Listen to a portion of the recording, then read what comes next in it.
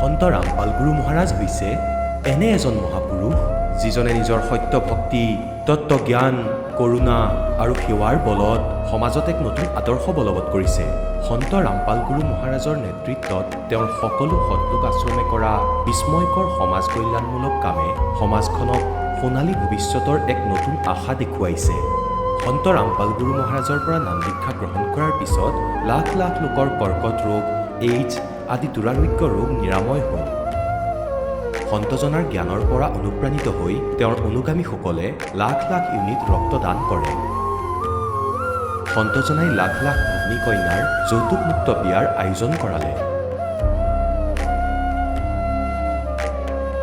সন্তজনাই লাখ লাখ মানুহক ড্ৰাগছ আসক্তিৰ পৰা মুক্ত কৰিলে। কোটি কোটি ধ্বংসপ্ৰাপ্ত পৰিয়াল শান্তিত লাগিল। সন্তজনাৰ আশ্ৰমত সমাৱেশৰ সময়ত বিনামূলীয়া চকুৰ চিকিৎসা আৰু দন্ত চিকিৎসাৰ ব্যৱস্থা কৰা হয়। সন্ত ৰামপাল গুৰু মহাৰাজৰ দ্বাৰা পৰিৱেশ সুৰক্ষাৰ উদ্দেশ্যে সময়ে সময়ে বৃহৎ পৰিসৰত বৃক্ষৰোপণ কৰা হয়। সন্তজনাই আৰ্তজনক তাৎক্ষণিক সকাহ দিবলৈ এম্বুলেন্স সেৱা আৰম্ভ কৰিছে।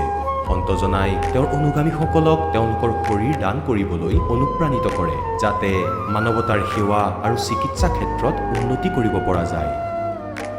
সন্ত ৰামপাল গুৰু মহাৰাজৰ সকলো আশ্ৰমত প্ৰতিদিনে বিনামূলীয়া ধৰ্মভোজৰ আয়োজন কৰা হয়, য'ত প্ৰতিবাৰেই প্ৰতিটো জাতি, প্ৰতিটো ধৰ্মৰ মানুহে একেলগে বহি ভোজন কৰে।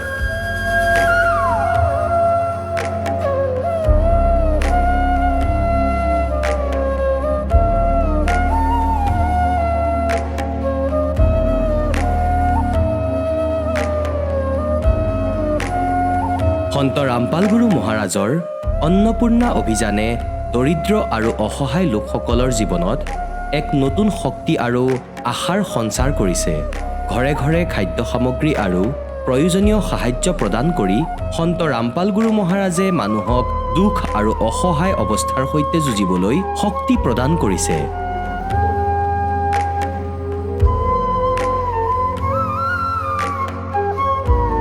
দৰিদ্ৰ লোকসকলৰ বাবে ঘৰ নিৰ্মাণ কৰা সন্ত ৰামপাল গুৰু মহাৰাজৰ অসাধাৰণ কাৰ্যই এনে এক নিদৰ্শন দাঙি ধৰিছে, যি যুগ যুগ ধৰি সন্তজনাৰ উদাৰতা আৰু দয়াৰ প্ৰতীক হিচাপে জনাজাত হৈ ৰ'ব।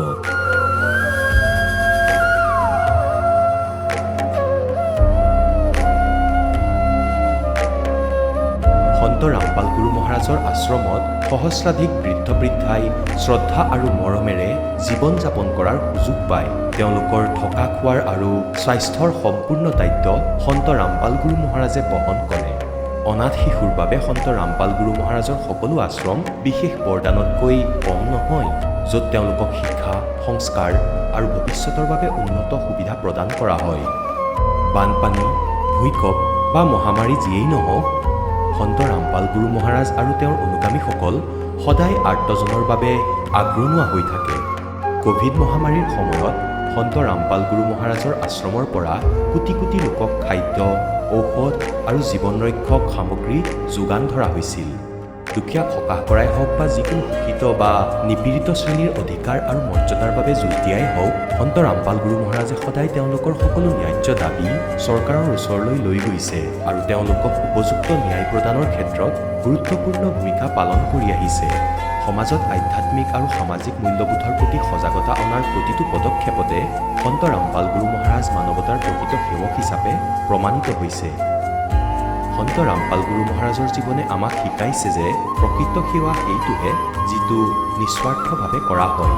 আহক আমিও এই মহান সন্তজনৰ এই মহান সেৱাৰ কামত যোগ দিওঁ আৰু সন্ত ৰামপাল গুৰু মহাৰাজৰ পৰা নাম দীক্ষা লৈ আমাৰ জীৱন ধন্য কৰি তোলোঁ।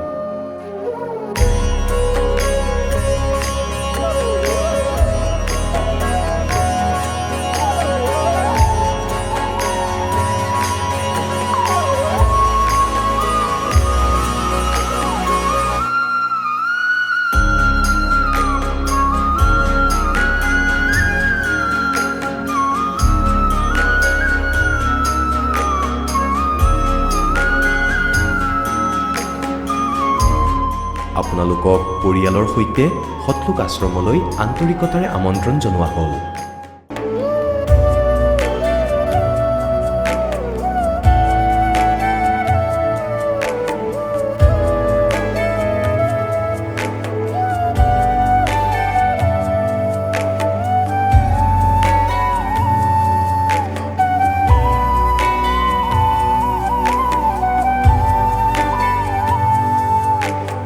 গীতাত ভগৱানে নিজেই অৰ্জুনক কৈ আছে, তুমি সেই পৰমেশ্বৰৰ শৰণত যোৱা, তাৰ বাবে সেই সন্তৰ ওচৰলৈ যোৱা যিজন তত্ত্বদৰ্শী। একেদৰে হজৰত মুহাম্মদৰ আল্লাহে তেওঁক কৈছে যে আন কোনোবা পূৰ্ণ পৰমাত্মা আছে, তেওঁক পাবলৈ সেই তত্ত্বদৰ্শী সন্তজনক বিচাৰি লোৱা। সেইজন প্ৰভু কোন? এই কথা জানিবলৈ অনুগ্ৰহ কৰি অৱশ্যেই শুনক জগতগুৰু তত্ত্বদৰ্শী সন্ত ৰামপাল গুৰু মহাৰাজৰ অমৃত বচন, সকলো পবিত্ৰ ধৰ্মৰ পবিত্ৰ শাস্ত্ৰৰ আধাৰত। নমস্কাৰ দৰ্শকসকল, যুগ যুগ ধৰি মানুহে নিজৰ মনোকামনা পূৰণৰ বাবে বিভিন্ন ধৰণৰ পূজা, তপ, জপ, ব্ৰত আদিৰে ভক্তি সাধনা কৰি আহিছে। কিন্তু তথাপিও মানুহ সুখী হ'ব নোৱাৰে কিয়? আজি আপোনালোকক লৈ যাব বিচাৰিছোঁ পুনেৰ এগৰাকী শিক্ষিত যুৱতী ভাৱনা চোলাংকিৰ কাষলৈ। এটা আধ্যাত্মিক পৰিয়ালত জন্মগ্ৰহণ কৰা ভাৱনাই সৰুৰে পৰা বিভিন্ন দেৱ দেৱীৰ ভক্তি সাধনা কৰি আহিছিল। ভাৱনাৰ ককাক এজন পণ্ডিত তথা শিৱভক্ত আছিল। কিন্তু ইমানবোৰ ভক্তি সাধনা কৰাৰ পাছতো ভূত প্ৰেতৰ উপদ্ৰৱ, ঘৰুৱা অশান্তি, বেমাৰ আজাৰ আদিয়ে লগ এৰা নাছিল। ভাৱনাৰ মনলৈ প্ৰশ্ন আহিল যে আমি যি ভক্তি সাধনা কৰি আছোঁ তাৰ পৰা একো লাভ হোৱা নাই, এয়া সত্য ভক্তি নহয় নেকি? তেনেহ'লে প্ৰকৃত পৰমাত্মা কোন? এদিন ভাৱনাই সন্ত ৰামপাল গুৰু মহাৰাজৰ মংগল প্ৰবচন শুনিবলৈ পালে আৰু সত্য ভক্তি বুজি সন্ত ৰামপাল গুৰু মহাৰাজৰ ওচৰত নাম দীক্ষা গ্ৰহণ কৰিলে। নাম দীক্ষা লোৱাৰ পাছতেই তেওঁলোকৰ ঘৰৰ সকলো সমস্যা দূৰ হ'ল। আৰ্থিক আধ্যাত্মিক লাভ হোৱাৰ লগতে ভূত প্ৰেতৰ বাধা আৰু ভনীয়েকৰ মগজুৰ ভয়ানক ৰোগ ঠিক হ'ল। ঘৰৰ সকলো প্ৰাণী সুখী হ'ল। কিন্তু কেনেকৈ? আহক শুনো ভাৱনাৰ মুখেৰেই। নমস্কাৰ। নমস্কাৰ। কি নাম হয় আপোনাৰ? ভাৱনা চোলাংকি। ক'ৰ পৰা আহিছে আপুনি? মই পুনেৰ পৰা আহিছোঁ। কি কাম কৰে আপুনি? মই বৰ্তমান পঢ়ি আছোঁ। মোৰ প্লেন গ্ৰেজুৱেশ্যন চলি আছে, BSc কৰি আছোঁ আৰু তাৰ লগে লগে মই এভিয়েশ্যন আৰু ট্ৰেভেল মেনেজমেণ্টৰ কৰ্চো কৰি আছোঁ। সন্ত ৰামপালদেৱ মহাৰাজৰ লগত কেতিয়াৰ পৰা জড়িত? সন্ত ৰামপালদেৱ মহাৰাজৰ লগত মই 2006 পৰা জড়িত। সন্ত ৰামপালদেৱ মহাৰাজৰ পৰা নাম দীক্ষা লোৱাৰ আগতে আপোনালোকৰ পাৰিবাৰিক ভক্তিৰ পৰিৱেশ কেনেকুৱা আছিলে? কি ভক্তি সাধনা কৰিছিলে আপুনি? সন্ত ৰামপালদেৱ মহাৰাজৰ শৰণলৈ অহাৰ আগতে মোৰ ককা যিজন শিৱভক্ত আছিল, বহুত ডাঙৰ, তেওঁ এজন পণ্ডিত আছিলে, যিয়ে মানে সকলোকে জৰা ফুকা কৰা ইত্যাদি। গতিকে আমিও তেওঁকে ফ'ল' কৰিছিলোঁ। আৰু আমাৰ কুলদেৱী মাতা মানে দুৰ্গা আছিলে, আমি তেওঁৰো সাধনা কৰিছিলোঁ। আৰু অন্য যি দেৱ দেৱতা আছিলে তেওঁলোকৰো ভক্তি সাধনা কৰিছিলোঁ, তেওঁলোকৰ ব্ৰত ৰাখিছিলোঁ, এইবোৰে কৰিছিলোঁ। যদি আপুনি সাধনা কৰিয়ে আছিলে তেন্তে সন্ত ৰামপালদেৱ মহাৰাজৰ শৰণলৈ অহাৰ প্ৰয়োজননো কিয় হ'ল?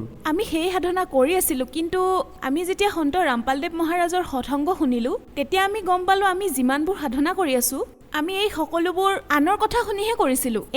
তেওঁ ক'লে সেই আধাৰতে কৰিছিলোঁ। আমাৰ একো বেছ নাছিলে, কোনো প্ৰুফ নাছিল যে আমি যিবোৰ কৰি আছিলোঁ তাৰ কিবা প্ৰমাণো আছে। সেইবোৰ আমাৰ শাস্ত্ৰৰ আধাৰত আছেনে?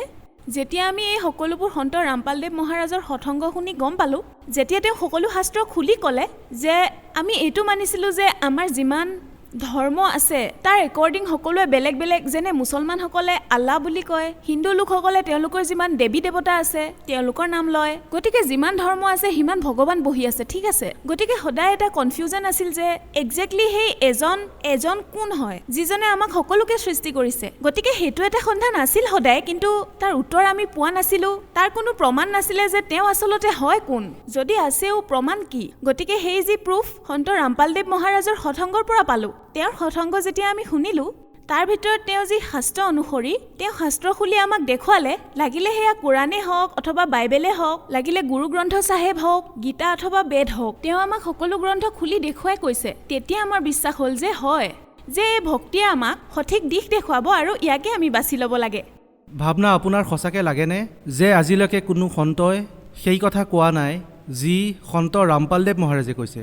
ছাৰ, আপুনিয়ে কওকচোন যে সন্ত ৰামপালদেৱ মহাৰাজৰ বাদে আন কোনোবাই এই ভক্তিৰ কথা কৈছে? কোনোবাই? কাৰণ আজি যদি আমি সমাজত চাওঁ, যিমানবোৰ সন্ত আছে সকলোৱে নিজৰ নিজৰ লিটাৰেচাৰ বনাই থৈছে। তেওঁলোকে নিজৰ নিজৰ ভিডিঅ' কিতাপ আদি প্ৰিণ্ট আউট কৰি অলৰেডি সেনেকুৱা কোনো বস্তুটো লুকাই থকা নাই, সকলোবোৰ আমি নেটত এভেইলেবল পাওঁ, ঠিক আছে। আৰু আপুনি মিডিয়াৰ মানুহ, গতিকে আপোনাৰ কামেই হ'ল সন্ধান কৰা। গতিকে আপুনিয়ে আমাক কৈ দিয়ক কোনজন এনেকুৱা সন্ত আছে যিজনে নিজৰ শাস্ত্ৰ খুলি এই কথা কৈছে যে পৰমাত্মা সাকাৰ হয়, অথবা এনেকুৱা কোনো সন্ত আছে যিয়ে নিজৰ শাস্ত্ৰৰ পৰা এজন ভগৱান বুলি কৈছে। যিমান সন্ত আছে সকলোৱে নিজৰ নিজৰ এজন ইষ্ট দেৱতালৈ বহি গৈছে, কিন্তু সন্ত ৰামপালদেৱ মহাৰাজ এনেকুৱা এজন সন্ত হয় যিজনে এজনেই পৰমাত্মা, যিজন কুল মালিক, সকলোৰে মালিক, যিজনে এই সৃষ্টি ৰচনা কৰিছে, তেওঁৰ বিষয়ে উইথ ফেক্ট আৰু অথেণ্টিক প্ৰুফ কৈছে।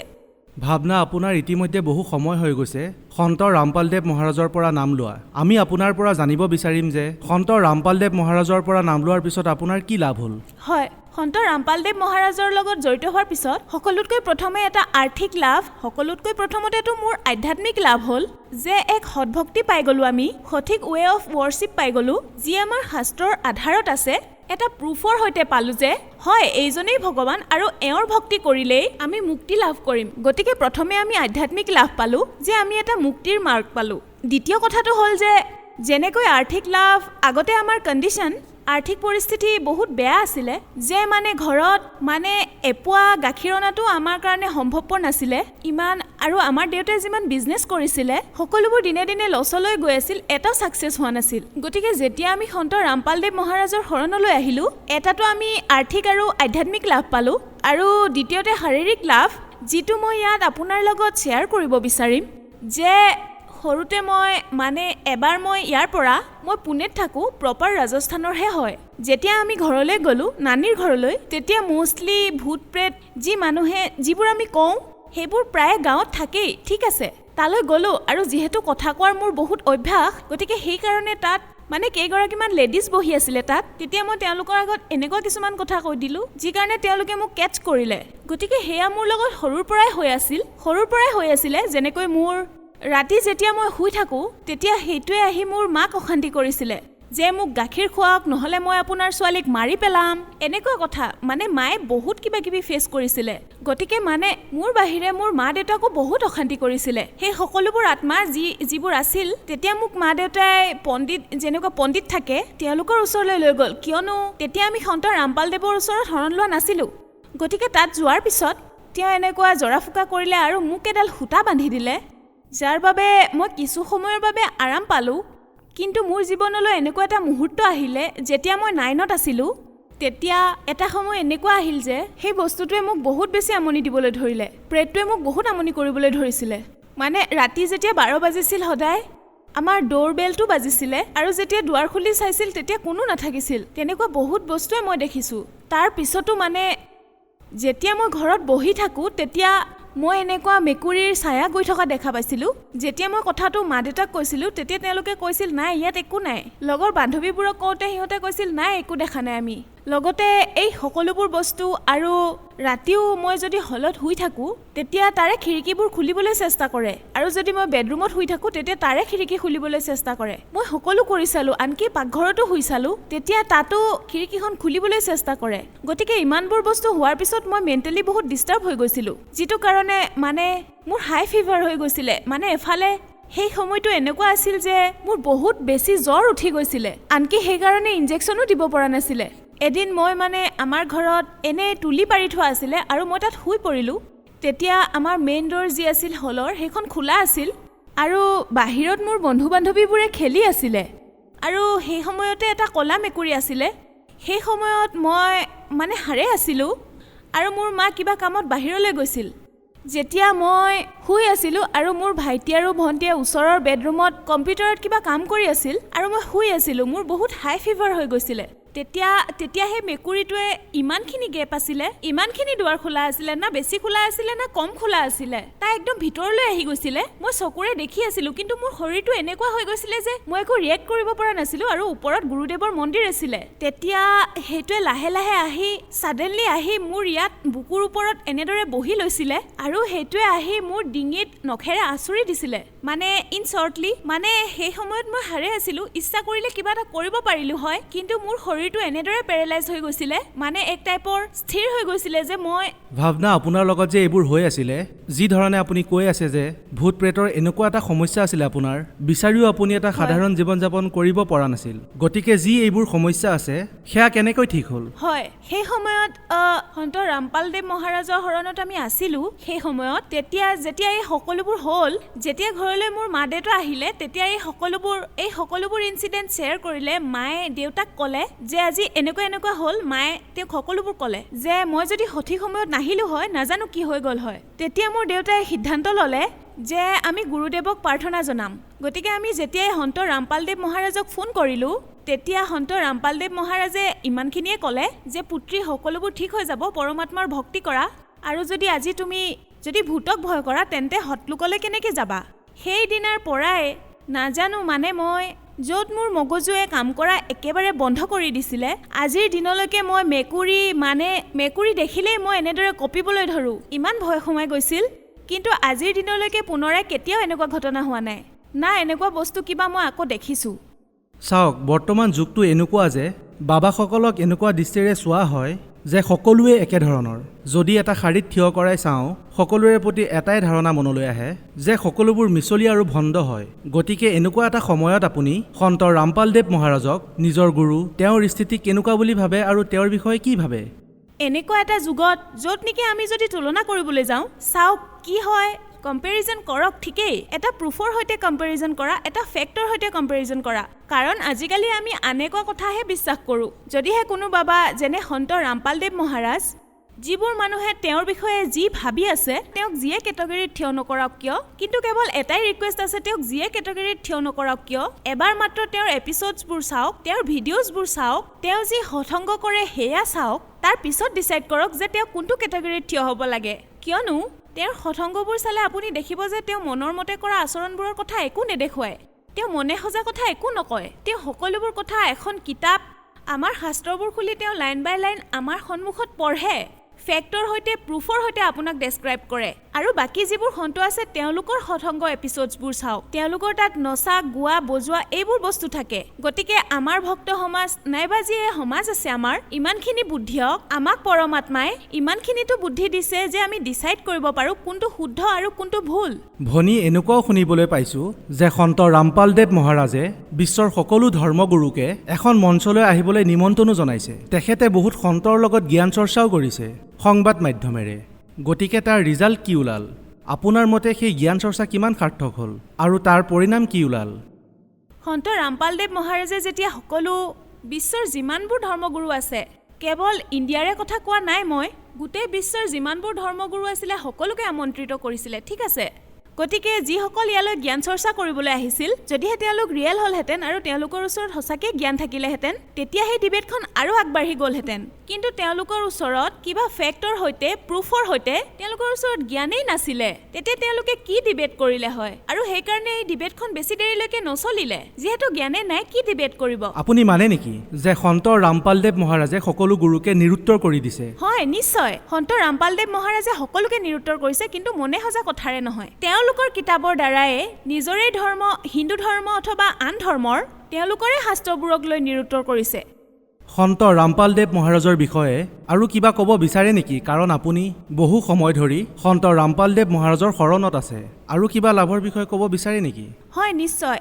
একচুৱেলি যিগৰাকী মোৰ সৰু ভনী, তাইৰ মূৰত মানে ইয়াতে অৰ্থাৎ চেণ্ট্ৰেল পাৰ্টত এটা পোক লাগিছিলে, যিটোৱে লাহে লাহে ইমান প্ৰগ্ৰেছ কৰিলে, যিটোৱে অলমষ্ট তাইৰ গোটেই মগজুখিনি খাই পেলাইছিলে। যেতিয়া আমি ডক্টৰৰ ওচৰলৈ গ'লোঁ, ডক্টৰে ক'লে যে এই ছোৱালীজনী নাবাচে আৰু বেছি দিন। সেই সময়ত তাই বহুত সৰু আছিলে, 4 বা 5 বছৰমান হ'ব। সেইবাবে ডক্টৰে কৈছিলে তাই নাবাচিব, সৰু ছোৱালী, মগজুটোনো কিমান ডাঙৰ হ'ব। সেইটো অলমষ্ট গোটেই খাই পেলাইছিল। আকৌ ডক্টৰে যেতিয়া কৈ দিলে তাই নাবাচিব, আমাৰ চিন্তা হ'ল। আমি তেতিয়া সন্ত ৰামপালদেৱ মহাৰাজক প্ৰাৰ্থনা কৰিলোঁ, তাইক আশ্ৰমলৈ লৈ গ'লোঁ। তেতিয়া আশ্ৰমলৈ লৈ যোৱাৰ পিছত গুৰুদেৱে তাইক আশীৰ্বাদ দিলে আৰু তাইক চৰণামৃতৰ এটা বটল দিলে আৰু প্ৰসাদ দিলে আৰু ক'লে ভক্তি কৰা, পৰমাত্মাই সকলো ঠিক কৰি দিব। তাৰপিছত আমি যেতিয়া হস্পিটেল গ'লোঁ, গুৰুদেৱে কৈছিল যে ইয়াৰ লগে লগে ট্ৰিটমেণ্টটো অব্যাহত ৰাখিবলৈ। সেইবাবে আমি ট্ৰিটমেণ্ট কৰাই থাকিলোঁ আৰু কিছু মাহৰ পিছতেই, 1-2 মাহ পিছতে তাই সুস্থ হৈ গ'ল। তাই সুস্থ হোৱাৰ পিছত ডক্টৰেও একেবাৰে শ্বকড হৈ গ'ল যে কেনেকৈ এনেকুৱা হ'ল। একেই ডক্টৰ, তেওঁ শ্বকড হৈ গ'ল। তেতিয়া ডক্টৰে ক'লে যে ঠিক আছে, ঠিকটো হৈ গৈছা,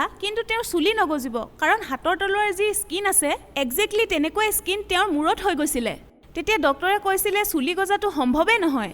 আমি আকৌ গুৰুদেৱক প্ৰাৰ্থনা কৰিলোঁ যে গুৰুদেৱ, ডক্টৰে এনেকৈ কৈছে। তেতিয়া গুৰুদেৱে ক'লে যে কিয় নগজিব, পৰমাত্মা লগত আছে, কিয় ভয় খাইছা? আৰু আজি তাইৰ চুলি ভৰিলৈকে পৰা দীঘল। ইমান দীঘল চুলি আমাৰ ঘৰত কাৰোৰে নাই। ভনী আপোনাৰ পৰা আৰু এটা কথা জানিব বিচাৰিম যে আধ্যাত্মিক লেভেলত যেতিয়া আমি সন্ত ৰামপালদেৱ মহাৰাজৰ বিষয়ে গম লওঁ তেতিয়া লাখ লাখ মানুহ ওলাই পৰে যে তেওঁলোকৰ শাৰীৰিক মানসিক আৰু আৰ্থিক কি ধৰণে তেওঁলোকে লাভ পাইছে। তাতে যদি আমি কথা পাতোঁ তেখেতৰ সামাজিক উত্থানৰ বিষয়ে তেতিয়া আমি আপোনাৰ পৰা জানিব বিচাৰিম যে সন্ত ৰামপালদেৱ মহাৰাজৰ সামাজিক উত্থানত তেওঁৰ যোগদান কেনেকুৱা। সন্ত ৰামপালদেৱ মহাৰাজৰ সামাজিক উত্থানৰ বিষয়ে যদি আমি কথা পাতোঁ পোনপ্ৰথমেতো মই বহুত ধন্যবাদ জনাব বিচাৰিম, কাৰণ তেওঁ যৌতুক প্ৰথাৰ বিৰুদ্ধে যিটো নিয়ম উলিয়ালে অথবা যি এই সিদ্ধান্ত লৈছে যে যৌতুক না ল'ব লাগে না দিব লাগে, এইটোৰ কাৰণে মই বহুত ধন্যবাদ ক'ব খুজিম। কাৰণ এই সিদ্ধান্তটোৰ বাবে লাখ লাখ ছোৱালী লাখ লাখ জীয়ৰী সুখেৰে থাকিব পাৰিছে, অথবা তেওঁলোকৰ দেউতাক সুখেৰে আছে, অথবা তেওঁৰ মাক দেউতাক সুখত আছে। কিয়নো আজি যদি সমাজত যৌতুকৰ কথা চাবলৈ যায় লাখ লাখ মানুহ এই যৌতুক নামৰ প্ৰথাৰ বাবে পীড়িত। কাৰণ প্ৰায় প্ৰতিখন ঘৰতে একোজনী ছোৱালী আছে যাৰ বিয়া তেওঁৰ মাক দেউতাকে দিব লাগে। আজিৰ সমাজৰ যুগৰ হিচাপত বহুত বেছি মাত্ৰাত সকলোৱে যৌতুক গোটাবলগীয়া হয়, যিটো কাৰণৰ বাবে বহুত দেউতাক আজি কষ্টত আছে। দ্বিতীয়টো কথা এইটো যে যি নিচা মুক্তি যিটোৰ প্ৰচাৰ সন্ত ৰামপালদেৱ মহাৰাজে চলাইছে বহুত ভাল। ইয়াৰ বাবেও বহুত ডাঙৰ ধন্যবাদ তেওঁক দিব খোজোঁ, কিয়নো আজিৰ সমাজলৈ যদি চাই প্ৰায় প্ৰতিজন মানুহে নিচা কৰিবলৈ ধৰিছে, প্ৰায় প্ৰতিজন মানুহেই নিচা কৰে। কাৰোবাৰ অলপ ষ্ট্ৰেছ আহিলেই সি নিচা কৰে, কিন্তু সন্ত ৰামপালদেৱ মহাৰাজৰ শৰণলৈ আহি এই যি নিচা মুক্তিৰ প্ৰচাৰ হয় বহুত লাভদায়ক হৈছে। শেষৰটো প্ৰশ্ন, সন্ত ৰামপালদেৱ মহাৰাজৰ বিষয়ে বিশ্বক আপুনি কি বাৰ্তা দিব বিচাৰে। সন্ত ৰামপালদেৱ মহাৰাজৰ বিষয়ে এটা কথাই ক'ব বিচাৰিম যে আজি তেওঁ যি ঠাইত আছে অথবা তেওঁক যিকোনো এটা কেটেগৰীত থিয় কৰাই আপুনি এইটো ভাবে যে হয় যেনেদৰে আন সন্তবোৰ আছে যিয়ে হওক সেই আধাৰত যদি আপোনালোকে তেওঁক চায় তেতিয়াহ'লে হয়তো এই মনুষ্য জীৱন যিটো বহুত দুৰ্লভ এইটো ৱেষ্ট হ'ব। ভাল এইটোৱে আপুনি তেওঁক চোৱাতকৈ মানুহে কয় নহয় নেভাৰ জাজ এ বুক বাই ইটছ কভাৰ। গতিকে সেই বুকখনৰ কভাৰটো চাই আপুনি জাজ কৰাৰ আগতে সেই কিতাপখনৰ ভিতৰত চাওক, তেওঁ যিমানবোৰ সৎসংগ আছে এপিছ'ড আছে সেইবিলাক চাওক। আৰু এই যে মনুষ্য জীৱন সেয়া বাৰে বাৰে নাপায়, এবাৰে পায়। গতিকে এওঁৰ শৰণলৈ আহক আৰু নিজৰ কল্যাণ কৰাওক। ধন্যবাদ। ধন্যবাদ। দৰ্শকসকল, আপোনালোকে শুনিলে সন্ত ৰামপাল গুৰু মহাৰাজৰ পৰা নাম দীক্ষা প্ৰাপ্ত কৰি সুখী হোৱা ভকতৰ অনুভৱ। এতিয়া চাওক জগতগুৰু তত্ত্বদৰ্শী সন্ত ৰামপাল গুৰু মহাৰাজৰ মংগল প্ৰবচন। শ্ৰীদেৱী ভাগৱত সপ্তম স্কন্ধ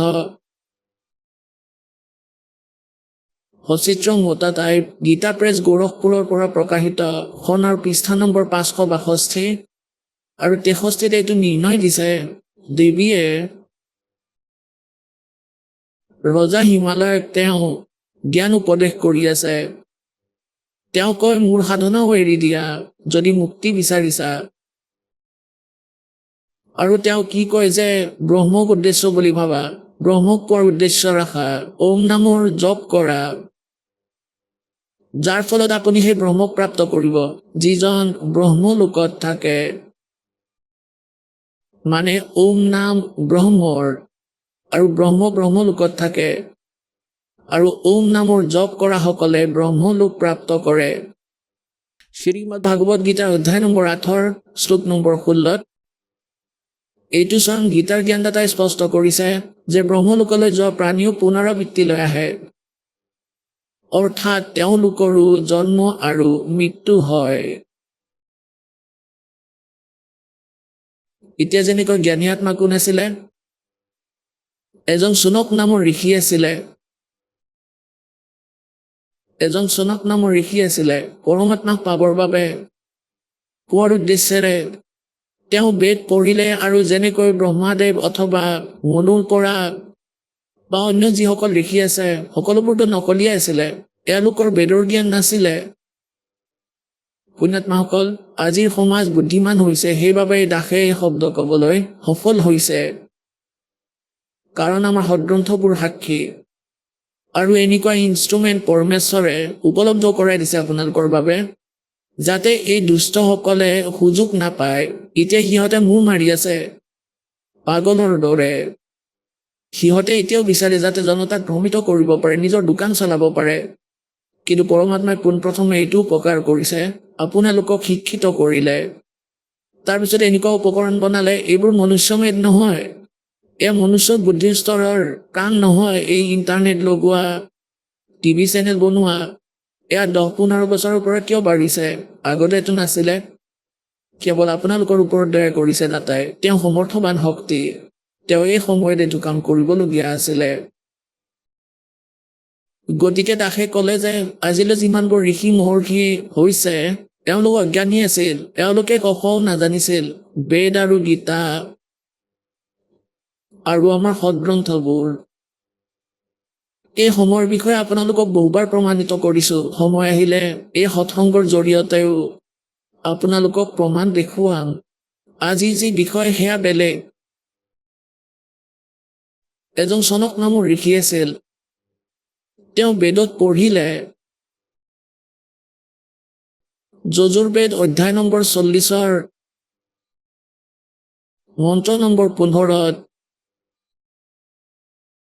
লিখা আছে যে वायु अनिलम अथिदम बसमांतम शरीरम ओम करतो सुमर किलबे सुमर और करतुम सुमर। ওম নামৰ জপ কাম কৰি কৰি স্মৰণ কৰা,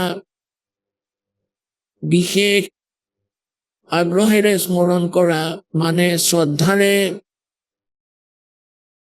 আৰু মনুষ্য জীৱনৰ প্ৰথম কৰ্তব্য বুলি জানি ওম নামৰ জপ কৰা। এতিয়া ইয়াত এই ঋষিসকলে ইয়াৰ পৰা সাৰাংশ ওলাই ল'লে যে সেই পূৰ্ণ পৰমাত্মাৰ মন্ত্ৰ ওম, কাৰণ বেদত কোনো আন মন্ত্ৰৰ নিৰ্দেশ সংকেত নাই, স্পষ্টকৈ নাই। সেইবাবে এওঁলোকে যজুৰ্বেদ অধ্যায় নম্বৰ 40 মন্ত্ৰ নম্বৰ 15 পৰা ওম নামটো ল'লে আৰু এয়া পূৰ্ণ ব্ৰহ্মৰ বুলি মানি ল'লে। গতিকে এইটো এওঁলোকৰ আটাইতকৈ ডাঙৰ অজ্ঞানতা ঋষিসকলৰ। এওঁলোকে যজুৰ্বেদ অধ্যায় নম্বৰ 40 17 পঢ়িছে কিন্তু বুজি নাপালে।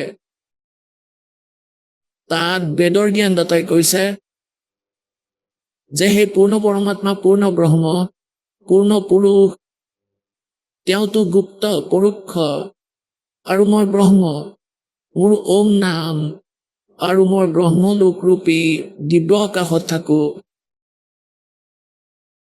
যেনে ধৰক যেনেকৈ হাঁচিৰ ভিতৰত, এইখন হাঁচি গাঁও চহৰ হয় হাঁচি, তাত বৰ্ড লগাই থোৱা আছে যে বৰবালা 30 কিলোমিটাৰ। এতিয়া কোনো অজ্ঞান ব্যক্তিয়ে এনেকৈ বুজি লয় যে এই বৰ্ডত লিখা আছে বৰবালা, গতিকে তাতে বহি পৰিল মোনালয় যে পালোহি বৰবালা। তাততো লিখা আছে যে বৰবালা আগলৈ 30 কিলোমিটাৰ দূৰত আছে। গতিকে এই প্ৰকাৰে এই ঋষিসকলে যজুৰ্বেদ অধ্যায় নম্বৰ 40 মন্ত্ৰ নম্বৰ 15 পৰা এইটো মানি ল'লে যে এয়া পূৰ্ণ পৰমাত্মাৰ। কিন্তু তেওঁলোকে আগলৈ নাচালে যে 30 কিলোমিটাৰ বুলিও লিখা আছে, সেইখনতো আগত আছে। সেয়াতো হাঁচি গাঁও হয়, হাঁচি চহৰ। গতিকে তাত যজুৰ্বেদ অধ্যায় নম্বৰ 40 শ্লোক নম্বৰ মন্ত্ৰ নম্বৰ 17 স্পষ্ট কৰা হৈছে যে সেই পৰমাত্মাটো গুপ্ত, আৰু মই ব্ৰহ্ম, মোৰ ওম নাম, মই ব্ৰহ্মলোকত থাকো। আৰু যজুৰ্বেদ অধ্যায় নম্বৰ 40 শ্লোক নম্বৰ 10 স্পষ্ট কৰিছে, বেদৰ জ্ঞানদাতাই কয় যে কোনোবাই পৰমাত্মাক সম্ভৱত বুলি কয়। সম্ভৱত মানে জন্ম লয় শ্ৰীৰাম শ্ৰীকৃষ্ণৰ ৰূপত, আৰু কোনোবাই অসম্ভৱাত বুলি কয় যে তেওঁ জন্মই নলয়, অজন্মা, অদৃশ্য, তেওঁ নিৰাকাৰ, তেওঁ জন্ম নলয়।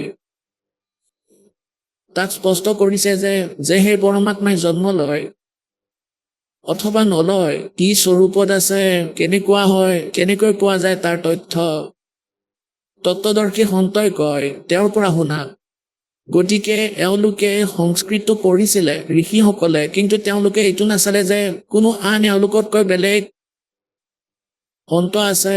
সেই জ্ঞান অন্য শ্ৰীমদ ভাগৱত গীতা অধ্যায় নম্বৰ 4 শ্লোক নম্বৰ 32 স্পষ্ট কৰিছে যে অৰ্জুন, মই যে এতিয়া অধ্যায় নম্বৰ 4 শ্লোক 25 পৰা 31লৈকে যিবোৰ সাধনা যিয়ে যেনেকৈ কৰি আছে, কোনোবাই যোগ সাধনা কৰে, কোনোবাই দেৱতাৰ পূজা কৰে,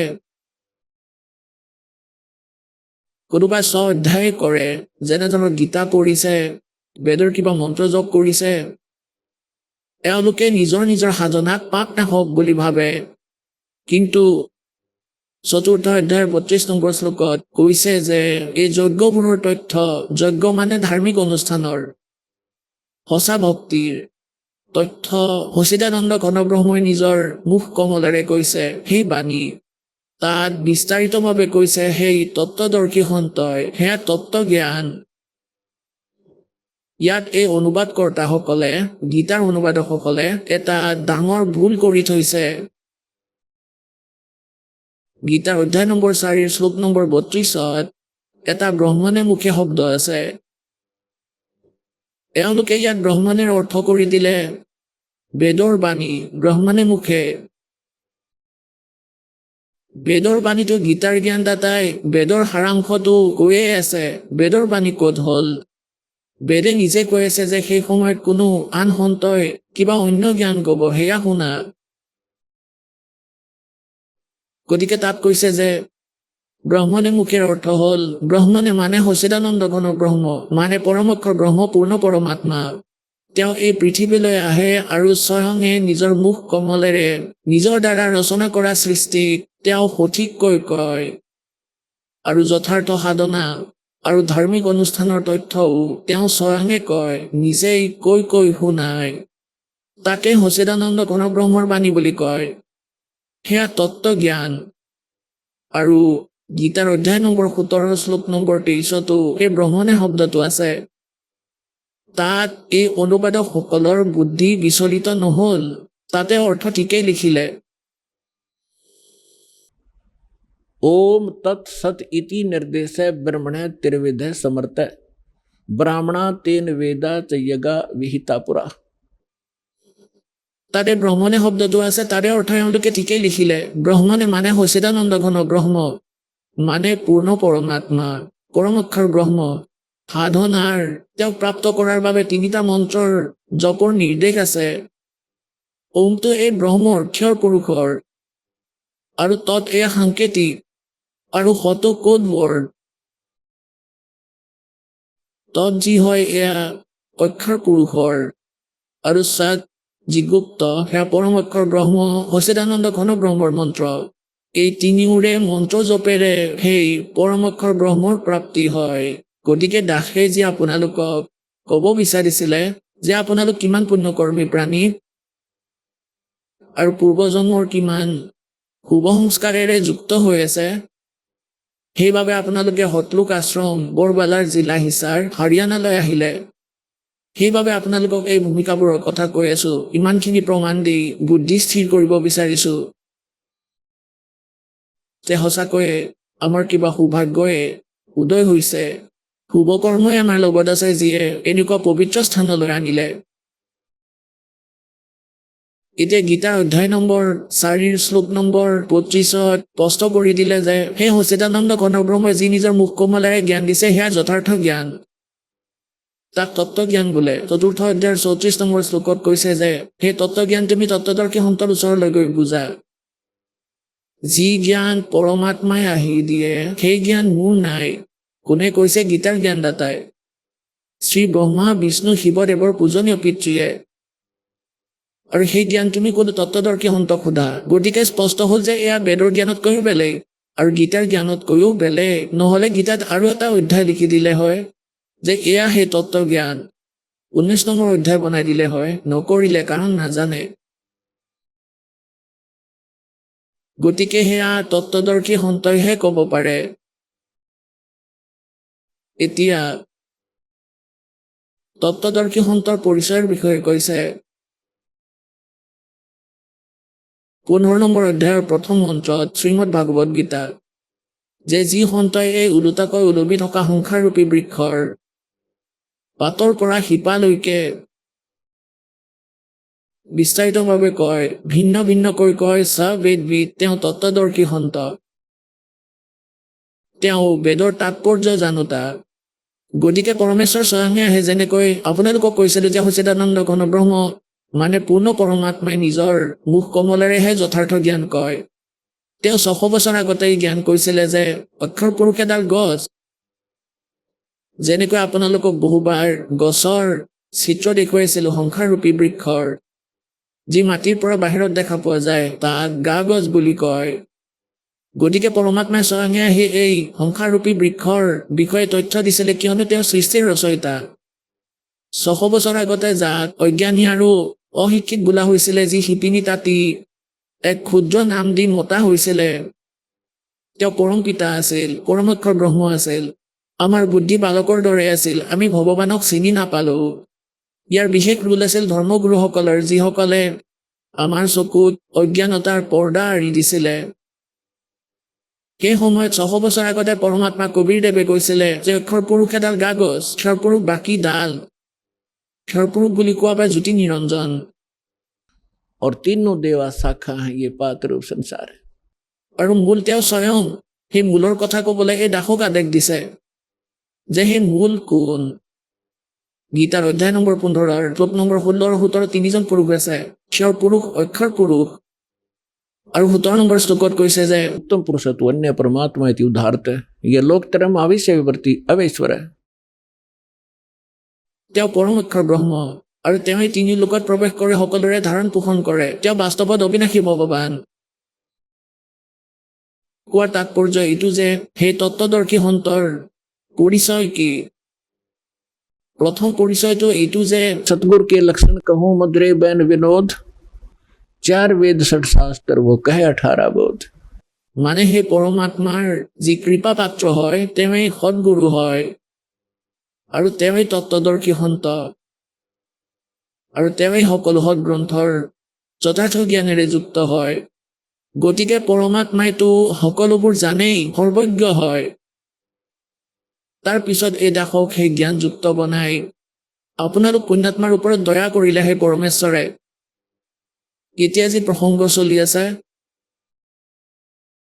গতিকে এই ঋষি মহৰ্ষিসকলে সেই তত্ত্বদৰ্শী সন্ত সৎগুৰুক নাপালে আৰু এওঁলোকে নিজেই সাৰাংশ উলিয়াই ল'লে যে ওম নামৰ জপ আটাইতকৈ উত্তম আৰু এয়াই পৰম মন্ত্ৰ। এওঁলোকে হাঁচিকে বৰবালা বুলি মানি ল'লে আৰু বৰ্ডৰ ওচৰত বহিল।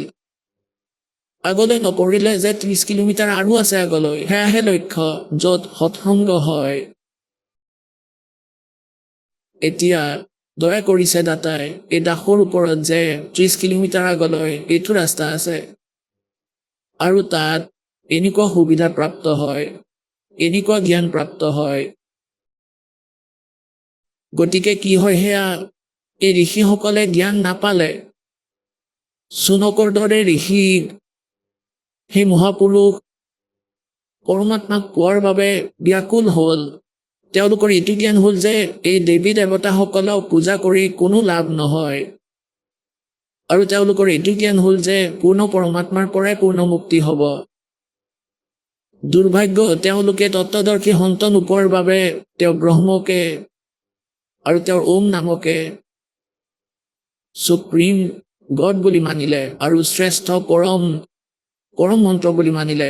ওম নামৰ জপ, বেদত ওম নামৰ বাহিৰে কোনো মন্ত্ৰই নাই। শ্ৰীমদ ভাগৱত গীতাতো ওম নামৰ বাহিৰে কোনো মন্ত্ৰ নাই। যিমানবোৰ পুৰাণ আছে সেয়া গড গিভেন নহয়, এয়া ঋষি মহৰ্ষিসকলৰ নিজৰ অভিজ্ঞতা। তেওঁলোকে পৰমাত্মাক যেনেকৈ চিনিলে, যেনেকৈ ভ্ৰমিত হ'ল, তাত অভিজ্ঞতাবোৰ লিখিছে। গতিকে যি বেদৰ সৈতে নিমিলে সেয়া ব্যৰ্থ। এতিয়া সেই ওম নামৰ জপ, তাৰ অতিৰিক্তে কোনো মন্ত্ৰৰ জপ এই সদগ্ৰন্থবোৰত নাই। তাৰোপৰি কোনো পুৰাণতে যদি কিবা মন্ত্ৰ আছে, যদি সেয়া বেদৰ সৈতে মিল নাখায়, তেন্তে সেয়া হানিকাৰক। আন উপাসনা, সেয়া শাস্ত্ৰবিধি ত্যাগ কৰি মনৰ মতে কৰা আচৰণ, যি গীতাৰ অধ্যায় নম্বৰ 16 শ্লোক নম্বৰ 23 আৰু 24 মানা কৰিছে যে যিয়ে শাস্ত্ৰবিধি ত্যাগ কৰি মনৰ মতে আচৰণ কৰে, নাতো তেওঁলোকে কিবা সুখ পায়, না তেওঁলোকৰ কিবা সিদ্ধিপ্ৰাপ্ত হয়, না তেওঁলোকৰ কিবা পৰম গতি হয়, অৰ্থাৎ ইউজলেছ। সেইবাবে তোমাৰ বাবে অৰ্জুন কৰ্তব্য আৰু অকৰ্তব্যৰ ব্যৱস্থাত 24 নম্বৰ শ্লোকত কৈছে, 16 নম্বৰ অধ্যায়ৰ কৰ্তব্য আৰু অকৰ্তব্যৰ ব্যৱস্থাত অৰ্জুন শাস্ত্ৰই প্ৰমাণ। কোনো ব্যক্তি বিশেষে ক'লে ভ্ৰমিত নহবা। গতিকে পুণ্যাত্মাসকলে দাসে সেই সাধনা আপোনালোকক দি আছে, যি আমাৰ সদগ্ৰন্থ সাক্ষী হৈ যাৰ, আৰু তাৰ পৰাই মুক্তি সম্ভৱ। আৰু ইয়াৰ লগে লগে যিসকল মহাপুৰুষে মুক্তি পালে, তেওঁলোকে কি মন্ত্ৰ কি সাধনা কৰিছিলে সেয়াও আপোনালোকক দেখুৱাম, যাৰ বাবে আপোনালোকৰ দৃঢ় বিশ্বাস হ'ব আৰু আপোনালোকে সহজে নিজৰ কল্যাণ কৰাব পাৰিব। কিয়নো আমি সাধনা বহুত কৰিলে আপোনালোকে, আজিৰ কথা নহয়, সত্যযুগ ত্ৰেতা দাপৰতো বহুত তপ, বহুত জপ, নকলি মন্ত্ৰৰ সৎযোগ কৰিছে। পৰমাত্মাৰ অবিহনে থকাৰ বাবেহে আত্মা সেইদিনাৰ পৰাই ব্যাকুল হৈছিল, যিদিনাই এৰি আহিছিল। কাৰণ যি সুখ সৎলোকত আছিল ইয়াত কতোৱে নাপালে। ৰজা হৈও চালে, প্ৰজাটো নিজেই হৈ যায়, আৰু আকৌ মহাজন শেঠ হৈও চালে, সেই সুখ নাপালে। কাৰণ যি সুখ সেয়া এই 21 ব্ৰহ্মাণ্ডত তাৰ চিন চাপেই নাই। যি সুখ আমি বিচাৰি ফুৰিছো সেই সুখ তাত পোৱা যাব য'ত সেই সুখ আছে তেওঁলোকৰ ভিতৰত। এতিয়া কোনোবাই খলিহৈ বস্তাত চেনীৰ সোৱাদ বিচাৰি আছে, নাপাব। বস্তাৰ তললৈকে গ'লেও মাত্ৰ খলিহৈহে পাব। খলিহৈৰ বস্তাত আপুনি চেনী বিচাৰিলে নাপাব। আৰু যদি চেনীৰ বস্তা আপুনি পায়, তাৰ ভিতৰত আপুনি অকল চেনীয়েই পাব। এই প্ৰকাৰে সত্যলোক সুখৰ সাগৰ।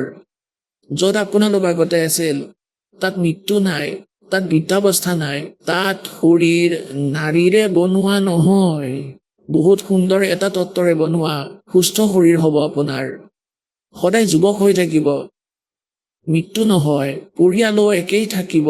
তাৰে ডুপ্লিকেট নকল হয় এই সৃষ্টি ইয়াৰ, কিন্তু এয়া মাটিৰে বনোৱা খেলনা। তাত অজৰ অমৰ শৰীৰ প্ৰাপ্ত হ'ব।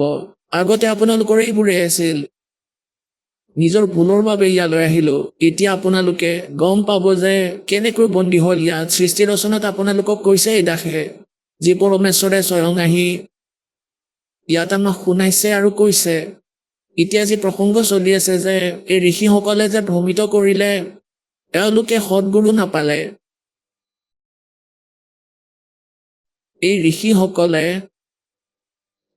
যি সাধনা কৰিছিল, এটাতো বেদক আধাৰ মানিলে, কিন্তু বেদ বুজি নাপালে। কাৰণ পৰমেশ্বৰে আহি স্বয়ং কৈছে যে गुरु बिन काहू न पाया ज्ञान, जो थोथा बुस छड़े मोहड किसाना। गुरु बिन वेद पढ़े जो प्राणी, समझन सार रहे अज्ञानी। যিমানবোৰ ঋষি আছিলে এওঁলোকে সৎগুৰু নাপালে। এওঁলোকে বেদ পঢ়িলে, কিন্তু সাৰ বুজি নাপালে এই বেদবোৰৰ। সেইবাবে আজিলৈকে অজ্ঞানী হৈয়ে থাকিল, আৰু নিজৰ ফলোৱাৰসকলকো সেই অজ্ঞানতাৰে পৰিপূৰ্ণ কৰি দিলে, যাৰ ক্ষতিপূৰণ আজিলৈকে এই মানৱ সমাজে কৰি আছে, ভৰি আছে। পৰমাত্মা আহিছিল, তেওঁক ৰিজেক্ট কৰাই দিছিলে এই নকলি ঋষি মহৰ্ষি মণ্ডলেশ্বৰসকলে। এইটো কৈ যে তেওঁ অজ্ঞানী, অশিক্ষিত, কিনো জানিব বেদ মন্ত্ৰবোৰৰ গূঢ় ৰহস্যবোৰ, সংস্কৃত নাজানে। আৰু তেওঁলোকে নিজকে সংস্কৃতৰ মাষ্টৰ বুলি কৈছিল। পুণ্যাত্মাসকল, ভাষাৰ যি যোগদান সেয়া সীমিত।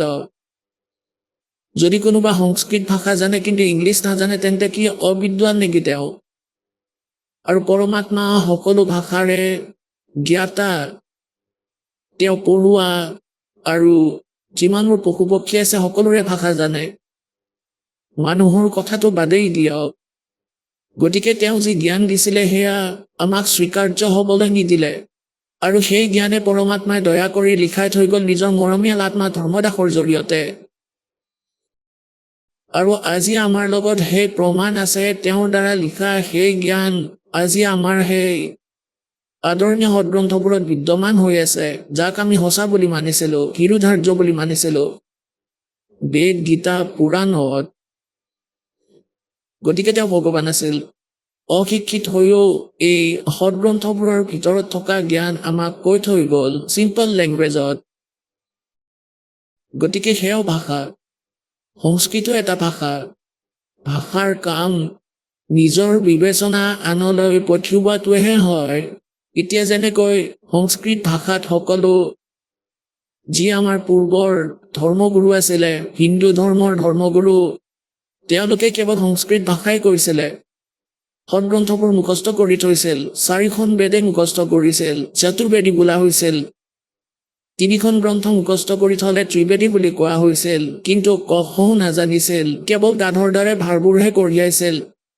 যেনেকৈ পৰমাত্মাই কয়, पीठ मनुखा दाखल दिए करा खात बबूल। যেনেকৈ উত্তৰ ওপৰত খিচমিচ থৈ দিয়া হৈছিলে, কিন্তু উত্তৰে হাবিধে বিচাৰি ফুৰিছিল, কিন্তু তাৰ পিঠিতে কিমান অমূল্যৱান বস্তু থৈছিল, কিমান মিঠা বস্তু থৈছিল, তাৰ জ্ঞান নাছিল।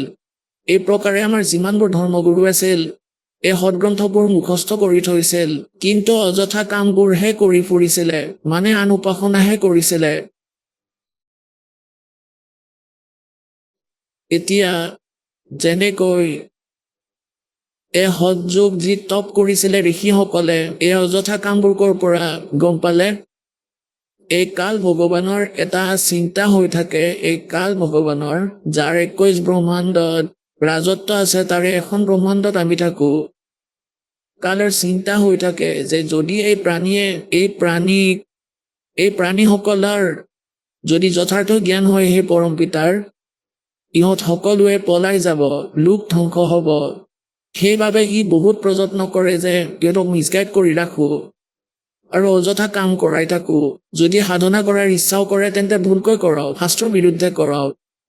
আৰু নহ'লে ঋষি মহৰ্ষি ঘৰৰ পৰা ওলালে, সাধক ওলালে, তেওঁলোকে যে সাধনা কৰি আছে একো লাভটো নহয়েই, কিন্তু 2-3 বছৰৰ পিছত বেয়া অভ্যাস নিশ্চয় হৈ যায়। কোনোবাই চুলফা খাব ধৰে, কোনোবাই ভাং খাব ধৰে, বেয়া কামত লাগি যায়। কোনোবাই সিদ্ধি প্ৰাপ্ত কৰিলেও ইজনে আনজনক প্ৰভুত্ব দেখুৱাই জনতাৰ মাজত সিহঁতে প্ৰশংসাৰ পাত্ৰ হ'ব খুজি নিজৰ জীৱন নাশ কৰে। গতিকে পুণ্যাত্মাসকলে তত্ত্বজ্ঞানৰ পৰা গম পাব কোন কিমান পানীত আছে আৰু কোনবোৰ সাধনা শুদ্ধ, কোনবোৰ ভুল। যেনেকৈ যেতিয়া ব্ৰহ্মাদেৱৰ কমলৰ ফুলত বিৰাজমান আছিল, সেই সময়ত তেওঁ কৈছিল যে মই নাজানো মই ক'ৰ পৰা উৎপন্ন হলো, এই কমলৰ ফুলৰ ওপৰত ক'ৰ পৰা আহিলো আৰু মোৰ জনক কোন। যেতিয়া তেওঁ এইটো বিচাৰ কৰি আছিলে, তেতিয়া তেওঁৰ পিতৃয়ে কাল ভগৱানে আকাশবাণী কৰিলে যে তপ কৰা, তপ কৰা। ব্ৰহ্মাদেৱে কৈছিলে যে মই আকাশবাণী শুনিছিলো যে তপ কৰা, মই 1000 বছৰলৈকে তপ কৰিলো। ই তপ কৰাই সিদ্ধি প্ৰাপ্ত কৰাই দিয়ে আৰু বেটাৰী চাৰ্জ কৰাই ল'লে তপ কৰি, আৰু আকৌ পিছলৈ আকৌ দ্বিতীয়বাৰ 1000 বছৰলৈকে যেতিয়া তপ কৰিলে ব্ৰহ্মাদেৱে, দ্বিতীয়বাৰ আকাশবাণী কৰাই দিছিলে যে সৃষ্টি কৰা। সূক্ষ্ম বেদত কৈছে যে के तपो तपो कर वाक सुनाया, लोक रचो बल मेरी माया। প্ৰথমতে ক'লে তপ কৰা, তপ কৰা। যেতিয়া তপ কৰিলে তাৰপিছত ক'লে সৃষ্টি ৰচা। গতিকে ব্ৰহ্মাদেৱে যি আকাশবাণী আছিলে কাল ভগৱানৰ, সেয়া পূৰ্ণ পৰমাত্মাৰ বুলি মানিলে, কিয়নো তেওঁ কখও নাজানে ভগৱান কোন হয়, কেনেকুৱা। আজিলৈকে এওঁলোকৰ কোনো সাক্ষাৎকাৰে হোৱা নাই পৰমাত্মাৰ সৈতে। বেদৰ পৰাতো এওঁলোকে ওম নামটো লৈ ল'লে, আৰু ব্ৰহ্মাদেৱে এই সৃষ্টিত, কালতকৈ ডাঙৰ বিদ্বান বুলি মনা হয়, আৰু তেওঁকে বেদৰ জ্ঞাতা বুলি মনা হয়। এতিয়া আন যিবোৰ ঋষিয়ে, মনুকে হওক বা বৈশিষ্ট্য যাকে নহওক, ব্ৰহ্মাদেৱে যাক যিয়েই জ্ঞান দিছে, তাৰ সৈতে আৰু এটা তপো লগতে লৈ ল'লে সকলোৱে, যে ব্ৰহ্মাদেৱে আকাশবাণী শুনিছিল যে তপ কৰা। এই তপটো লৈ ল'লে চুনক ঋষিয়ে ব্ৰহ্মাদেৱৰ পৰা মৌখিক। তেতিয়ালৈকেতো বেদে প্ৰাপ্ত হোৱা নাছিল।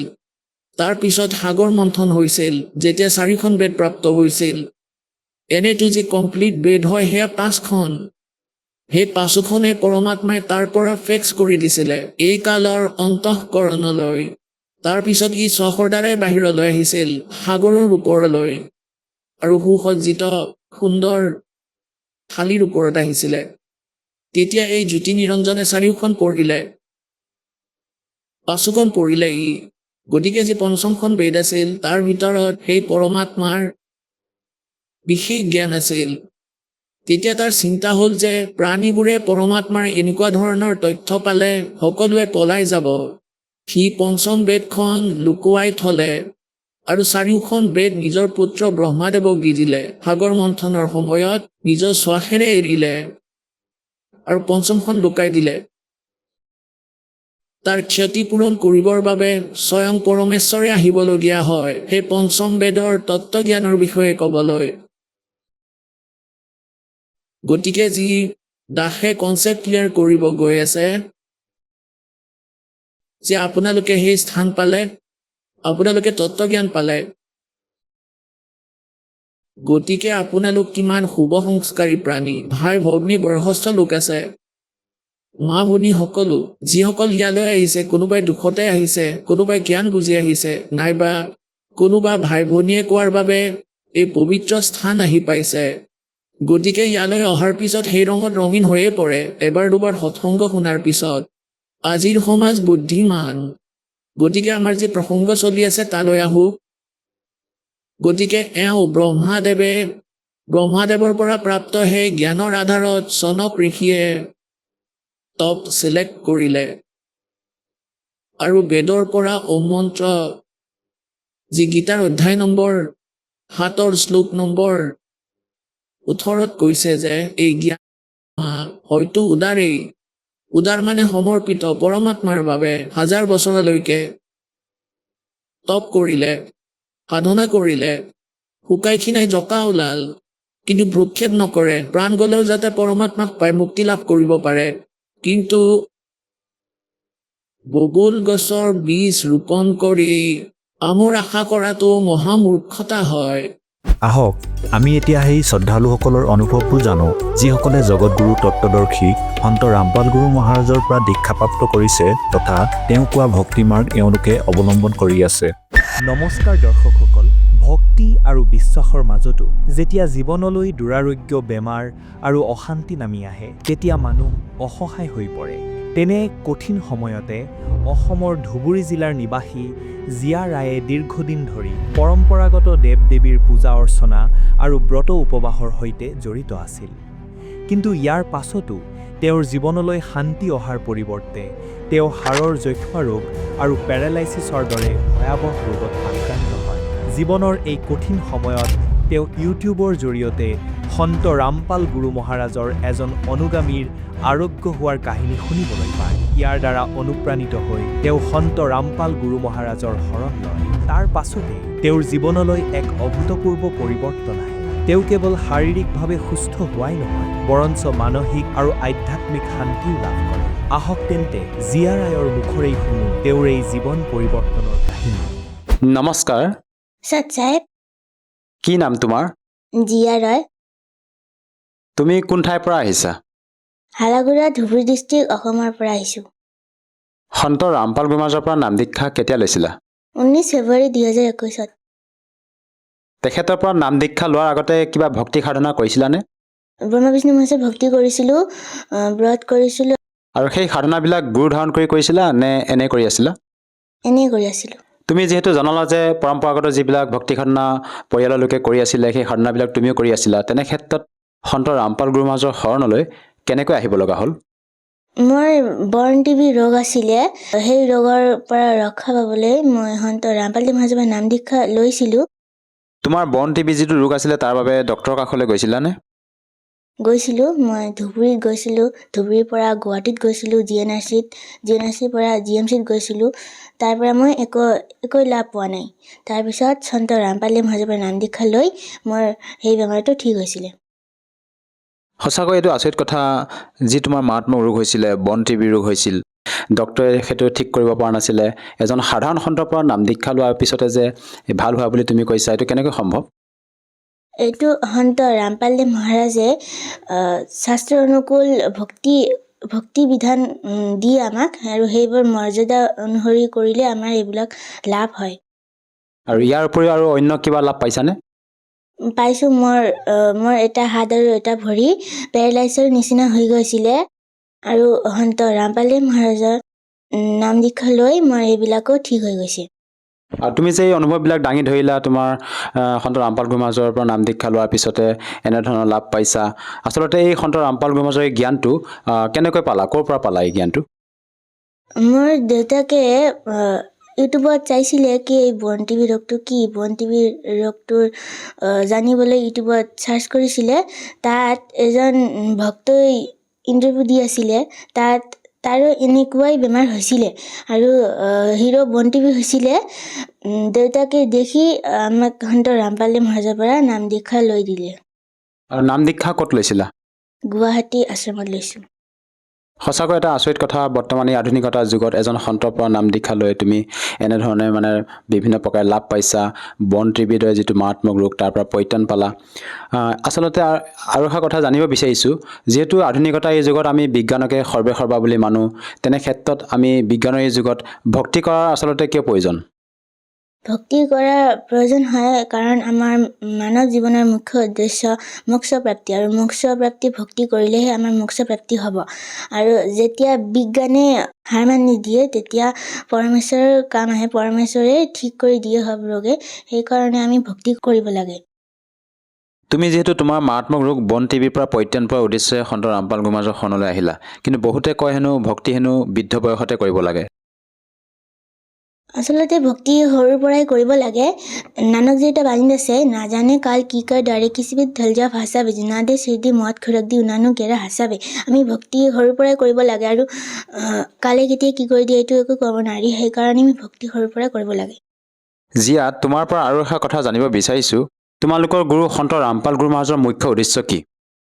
সন্ত ৰামপাল মহাৰাজৰ মুখ্য উদ্দেশ্য বিশ্বক সদ্ভক্তিৰ দ্বাৰা মোক্ষ প্ৰদান কৰা, সমাজত প্ৰচলিত জাতিভেদ প্ৰথা দূৰ কৰা, যুৱ প্ৰজন্মৰ মাজত নৈতিক আৰু আধ্যাত্মিক জাগৰণ অনা, সমাজত প্ৰচলিত সকলো ধৰণৰ মাদক দ্ৰব্য বৰ্জন কৰা, সমাজত প্ৰচলিত যৌতুক প্ৰথা নিৰ্মূল কৰা, দুৰ্নীতি সমাপ্ত কৰা, সামাজিক কুসংস্কাৰ দূৰ কৰি সুস্থ সমাজ গঢ়ি তোলাই তেওঁৰ মুখ্য উদ্দেশ্য। আৰু তোমালোকৰ গুৰু সন্ত ৰামপাল গুৰু মহাৰাজে কেৱল হিন্দু শাস্ত্ৰৰ আধাৰতে ভক্তিবিধি প্ৰদান কৰে নে অন্য পবিত্ৰ ধৰ্মশাস্ত্ৰৰ আধাৰ লৈ তোমালোকক ভক্তিবিধি প্ৰদান কৰে? সন্ত ৰামপাল মহাৰাজে হিন্দু শাস্ত্ৰ, গীতা, বেদ এইবিলাকৰে আঙুলি দেখুৱাই আমাক সৎভক্তি প্ৰদান কৰে আৰু লগতে কুৰাণ, বাইবেল, গুৰু গ্ৰন্থ চাহেবৰ পৰাও আমাক জ্ঞান প্ৰদান কৰে। যিহেতু তুমি সন্ত ৰামপাল গুৰু মহাৰাজৰ পৰা নাম দীক্ষা লৈ আজি বিভিন্ন প্ৰকাৰে লাভ পালা, আজি তোমাক যিসকল দৰ্শকে টিভি স্ক্ৰীণত চাই আছে তেওঁলোকক কি বাৰ্তা দিব খোজা যাতে তেওঁলোকেও নাম দীক্ষা লৈ উপকৃত হ'ব পাৰে? মই বাৰ্তা নিদিওঁ, মই প্ৰাৰ্থনা কৰিব বিচাৰিছোঁ কি মানৱ জনম দুৰ্লভ হে মিলে না বাৰম্বাৰ, তৰবাৰ সে পত্তা টুট গিৰে বহু না লাগতা ডাৰ। মানৱ জনম পোৱাটো অত্যন্ত দুৰ্লভ। সেইটো এনে ৰিলছ, কাৰ্টুন এইবিলাক চাই সময় বৰবাদ কৰিব নোৱাৰি। আৰু যদি মোৰ নিচিনাকৈ লাভ প্ৰাপ্ত হ'ব বিচাৰে আপোনালোকেও জ্ঞান গংগা পুথি পঢ়ক আৰু মোৰ নিচিনা যিবিলাক মোৰ বয়সীয়া বন্ধু বান্ধৱীবিলাক আছে তেওঁলোকে জ্ঞান গংগা পুথি পঢ়ক আৰু ইউটিউবত সৎসং আহে সন্ত ৰামপাল মহাৰাজৰ এইবিলাক শুনক আৰু জ্ঞান বুজক, জ্ঞান বুজি সন্ত ৰামপাল মহাৰাজৰ নাম দীক্ষা লৈ লাভ প্ৰাপ্ত কৰক। ভাৰতবৰ্ষত পূৰ্ণ গুৰু সন্ত ৰামপাল মহাৰাজে হয়, সেইকাৰণে পলম নকৰি সন্ত ৰামপাল মহাৰাজৰ পৰা নাম দীক্ষা লওক আৰু আত্মকল্যাণ কৰক। যদিহে কোনো লোকে সন্ত ৰামপাল গুৰু মহাৰাজৰ পৰা নাম দীক্ষা লৈ এই ভক্তি সাধনা কৰিব বিচাৰে কেনেকৈ ল'ব পাৰিব? ইউটিউবত সন্ত ৰামপাল মহাৰাজ সৎসং চাৰ্চ কৰিলে তাত সৎসং আহে, সৎসঙৰ পিছত হালধীয়া শাৰী আহে, তাত নাম্বাৰ দিয়া থাকে, তাত কণ্টেক্ট কৰি আপুনি সন্ত ৰামপাল মহাৰাজৰ নাম দীক্ষা ল'ব পাৰি। লগতে জ্ঞান গংগা পুথি সবৰে ঘৰত থাকে, জ্ঞান গংগা পুথিৰ পিছফালে নাম্বাৰ দিয়া থাকে, তাত কণ্টেক্ট কৰিও আপুনি নজদিকি নামদান কেন্দ্ৰৰ পৰা নাম দীক্ষা ল'ব পাৰে। ধন্যবাদ থাকিল। ধন্যবাদ সৎসাই।